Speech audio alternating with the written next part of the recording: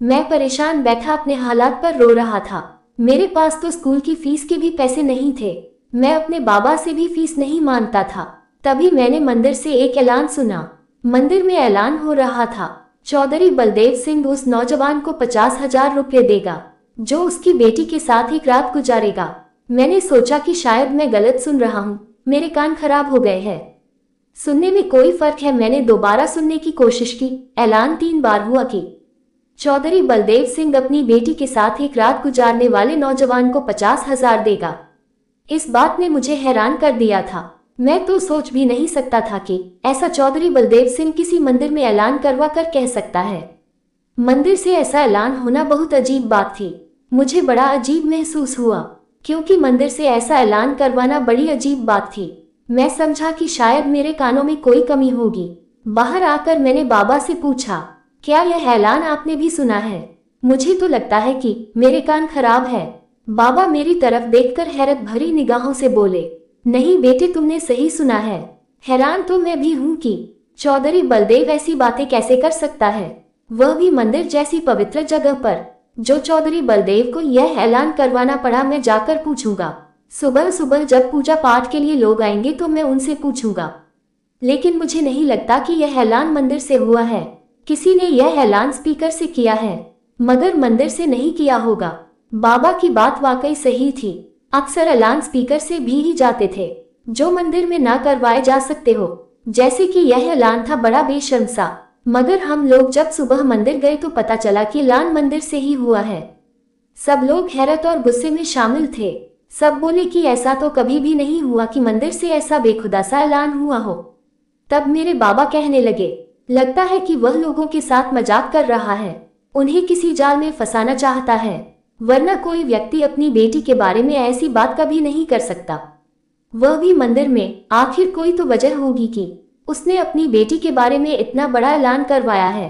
क्या पता उसे मदद की जरूरत हो। वैसे भी चौधरी बलदेव सिंह तो यहाँ आया भी नहीं। पूजा करने तो वह हमेशा अपने भाइयों के साथ आता था, मगर आज वह क्यों नहीं आया? बाबा ने यह बात कहकर मुझे भी शक में डाल दिया था। मैंने सोचा कि मैं चौधरी बलदेव के घर जाकर उससे पूछूंगा कि ऐसा क्या हुआ कि उसने इतना बड़ा ऐलान करवा दिया। ऐसे में अगर कोई बात और हुई तो वह भी पता चल जाएगी, और रात गुजारने का मतलब भी उसी से पूछ आऊंगा।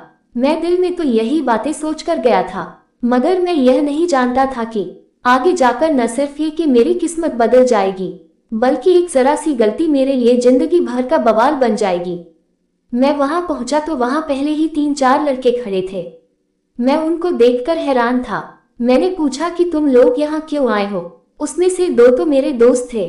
कहने लगे कि हम यहाँ इसलिए आए हैं क्योंकि चौधरी बलदेव सिंह ने अपनी बेटी के बारे में ऐलान करवाया है कि उसके साथ रात गुजारने वाले को 50,000 रुपये मिलेंगे।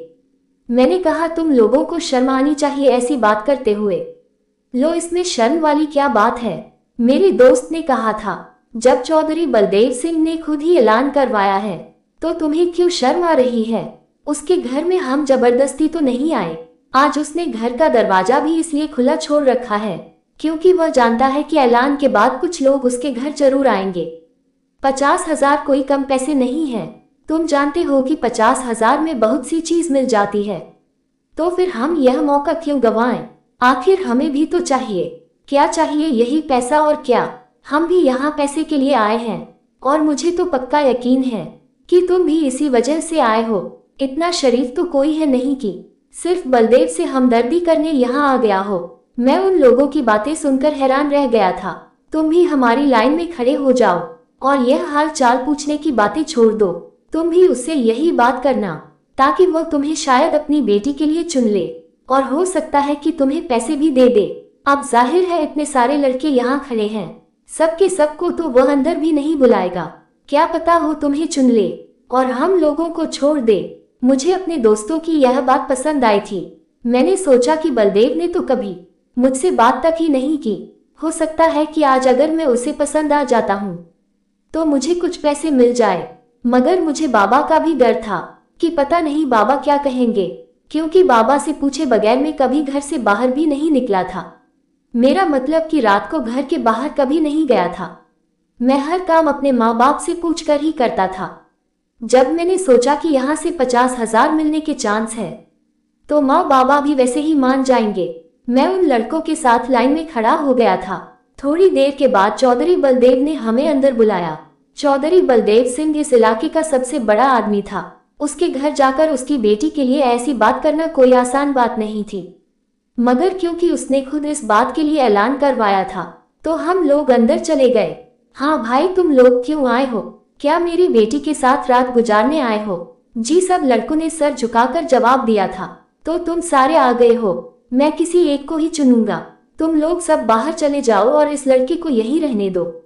बलदेव सिंह ने मेरी तरफ इशारा करके यह बात कही तो बाकी लड़के मुझे देखने लगे थे।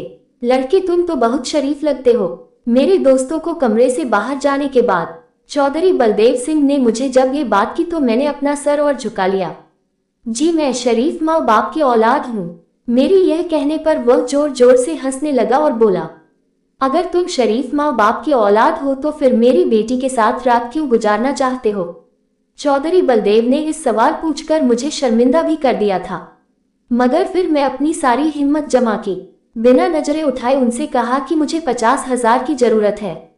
अच्छा, तो तुम्हें 50,000 मिलेंगे मेरी बेटी के साथ रात गुजारने के? जी, मैं ऐलान से तो ऐसा ही सुना था, मेरे दोस्तों ने भी मुझे यही बात बताई है। अगर यह सच है तो तभी मैं यहाँ आया हूँ, वरना मैं वापस चला जाता हूँ। मेरी शर्मिंदगी देखकर चौधरी बलदेव ने मुझे वही रोक लिया। ठीक है, बाकी लड़कों को वापस भेज दो, मुझे उनमें से किसी को नहीं रखना। तुम मुझे शरीफ लड़के लगते हो। मैं हैरान हो रहा था कि चौधरी बलदेव ने अपनी बेटी के साथ रात गुजारने के लिए शरीफ इंसान का चुनाव क्यों किया, क्योंकि जो बात उसने मंदिर में ऐलान में कही थी उसे तो ऐसा लगता था जैसे इसे अपनी बेटी को खुश रखने के लिए किसी व्यक्ति की जरूरत है। मैं मानता हूं कि आपको ये बात बहुत अजीब लग रही होगी, लेकिन जिस तरह का ऐलान उसने करवाया था, गांव में किसी को भी इस बात पर यकीन नहीं आ रहा था कि चौधरी बलदेव सिंह अपनी बेटी के बारे में ये कर सकता है। यह आदमी था जो अपनी बेटी के लिए जान दे भी सकता है और जान ले भी सकता है, मगर आज इस अजीबोगरीब बात ने सभी को परेशान कर दिया था। बात जितनी भी अजीब क्यों ना हो, लोगों को पैसे का सुनकर हजम हो ही जाती है।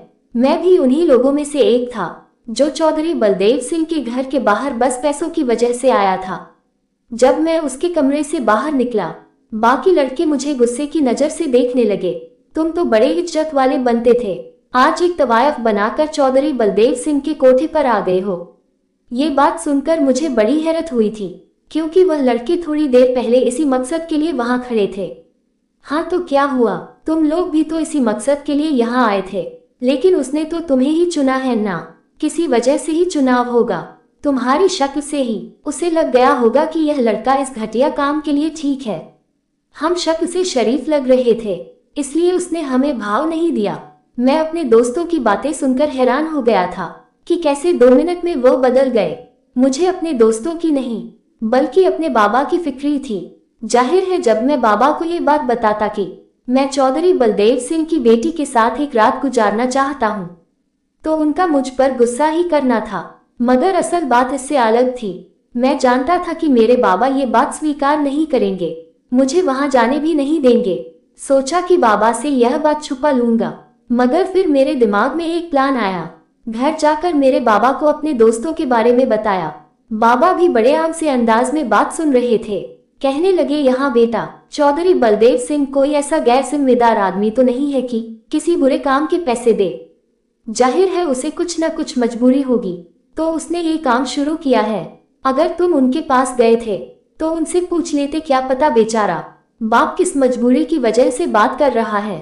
जरूरी नहीं है कि उसका मकसद बुरा ही हो, या फिर उसकी बेटी में कोई खराबी हो, या वो बुरे चरित्र की हो। ये भी तो हो सकता है कि बस उसे किसी मदद की जरूरत हो।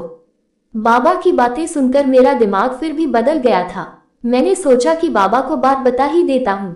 हिम्मत करके मैं बाबा से कह दिया, बाबा, चौधरी बलदेव तो अपनी बेटी के साथ 50,000 के बदले रात गुजारने के लिए मुझे चुन चुके हैं। अब आप बताएं कि मैं क्या करूं?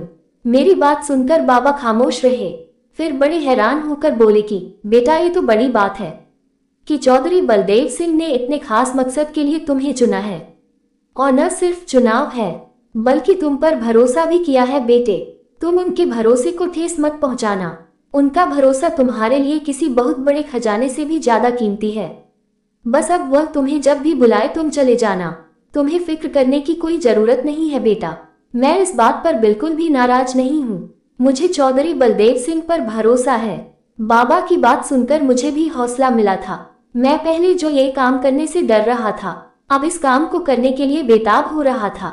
बाबा ने मुझे हौसला दे दिया था, तसल्ली दे दी थी कि बेटा कुछ भी हो चौधरी बलदेव सिंह पर मैं शक नहीं कर सकता।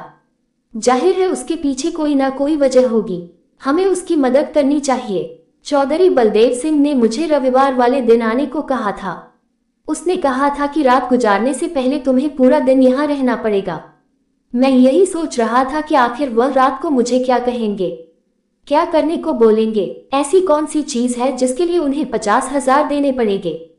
मेरे दिमाग में एक ख्याल तो बहुत बार आया कि कहीं अगर उसने मुझे पैसा देने से मना कर दिया तो मैं क्या करूंगा। मैंने सोचा कि रविवार के दिन सुबह सुबह जाकर चौधरी बलदेव सिंह से बात कर लूंगा कि अगर आपने मुझे उसके बाद पैसे ना दिए तो क्या होगा, क्योंकि मैं नहीं चाहता था कि मैं ऐसे ही पूरे गांव के सामने अपनी इज्जत भी खराब करूं।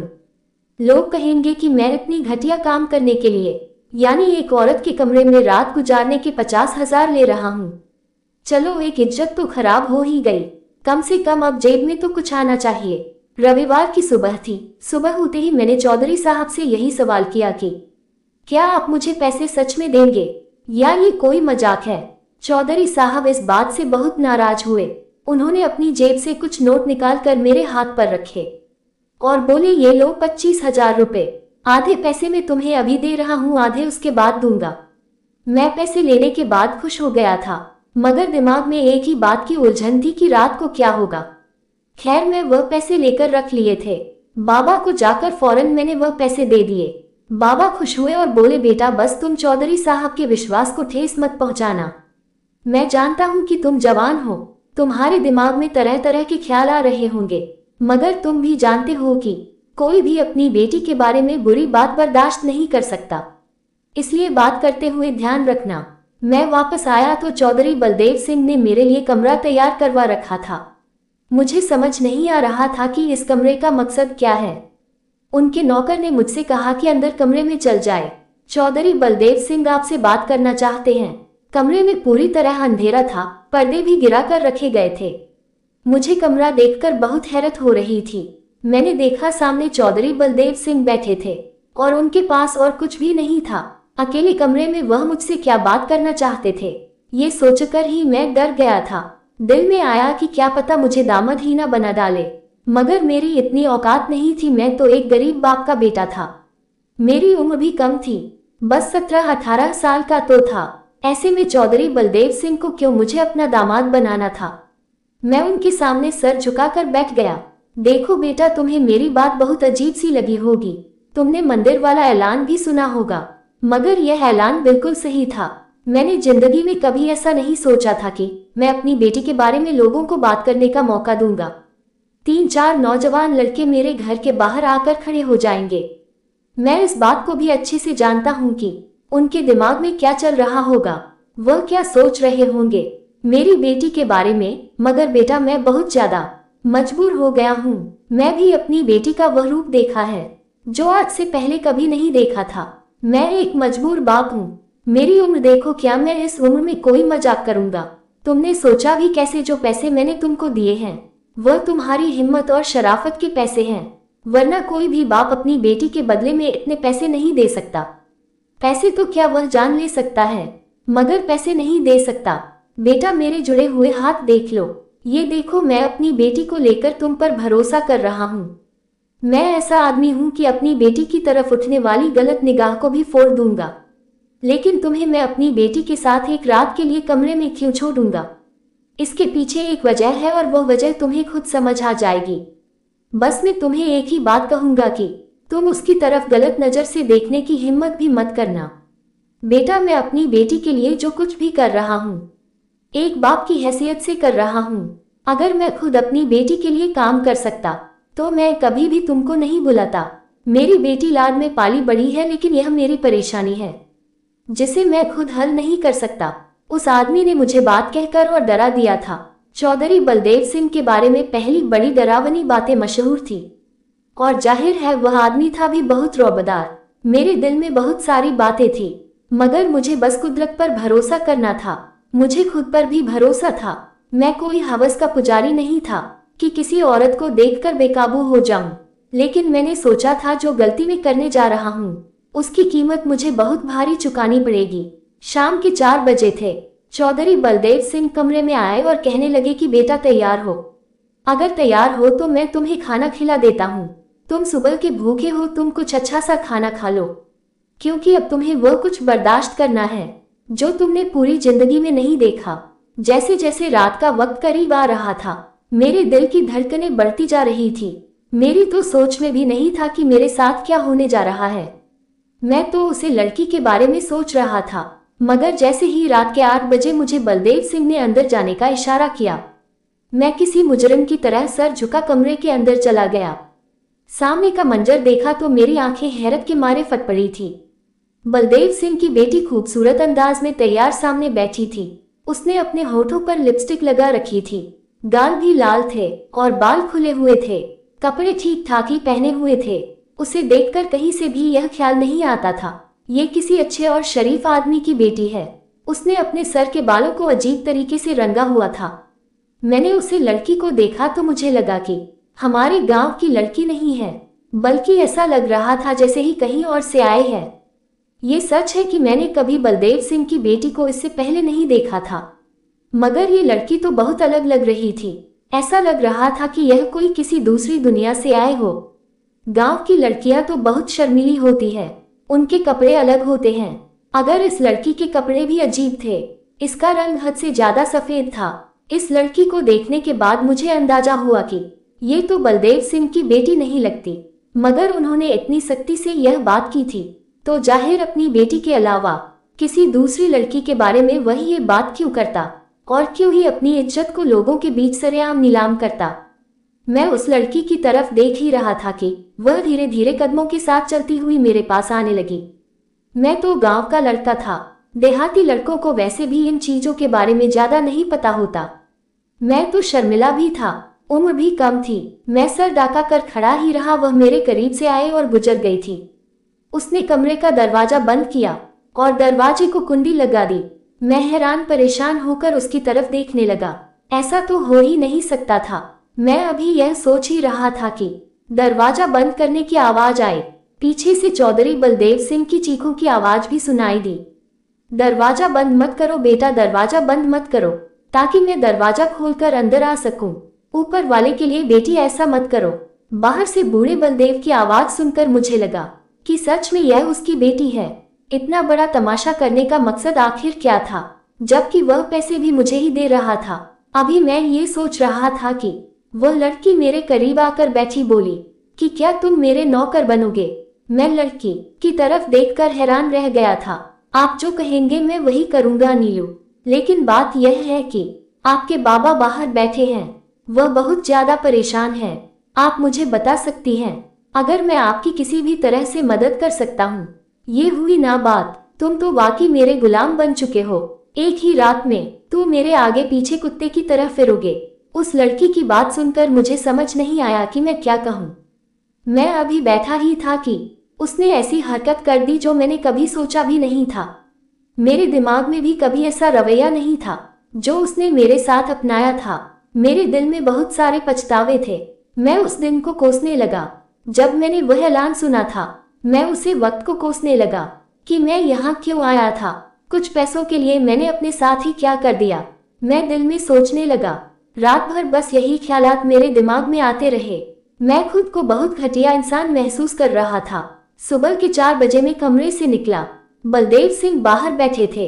मेरी शक्ल देखकर उन्होंने मुझे गौर से देखा और बोले, बेटा मुझे माफ कर देना, अब ये लो बाकी के 25,000 रुपए और अपने घर जाओ। मैं चौधरी साहब से वह पैसे लिए और घर आ गया। घर आया तो मुझे लगा था कि मेरे बाबा सो चुके होंगे, उन्हें क्या फर्क पड़ता है कि उनका बेटा कहाँ गया है। ये फिक्र तो बेटी के माँ बाप को होती है। लेकिन जैसे ही मैं घर गया, मैंने देखा मेरे बाबा बहुत परेशान थे, घर में चक्कर काट रहे थे। मुझे देखते ही बोले, बेटा तुम कहाँ चले गए थे, मुझे तो चौधरी बलदेव सिंह वाली बात थोड़ी अजीब लगी थी। मैंने तुम्हें उस वक्त तो कह दिया, लेकिन बाद में ख्याल आया कि तुम तो मेरे बेटे हो, मेरी औलाद, मुझे तुम्हें ऐसे नहीं कहना चाहिए था। पैसों के लिए तुम उसके घर तो चले गए, मगर आगे क्या हुआ ये तो मैंने सोचा ही नहीं था। बेटा बताओ, तुम ठीक तो हो? बाबा मुझे लेकर बैठ गए। मैंने बाबा को कोई बात नहीं बताई थी। मैं नहीं चाहता था कि मेरे बाबा भी परेशान हो जाए। मैंने बाबा से कहा कि अभी आप आराम करिए, सुबह अगर कोई बात होगी तो मैं बता दूंगा। मगर सुबह मेरे उठने से पहले चौधरी बलदेव सिंह हमारे घर में बैठे थे।